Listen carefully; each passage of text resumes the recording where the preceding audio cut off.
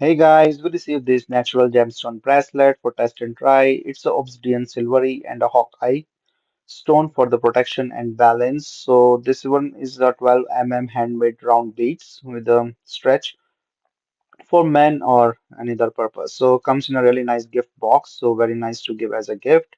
And the packing itself is very premium with the extra beads so that you can test the material before seeing even the bracelet. So comes in this nice pouch. Let me just open this up.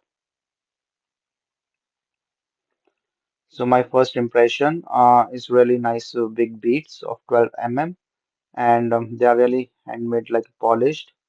So no issue with seeing that those things stretch the band and there's non-hurting. Also like the gift thing I like with the small pouch and then it looks really nice on the hand. But there's no problems and the issues with the pinching or sticking with my hand hairs or any other thing.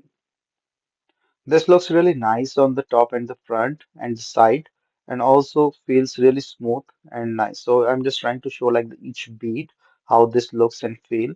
Very nicely crafted and comes in a really nice gift box to give. And then with the additional materials or the beads so you can see.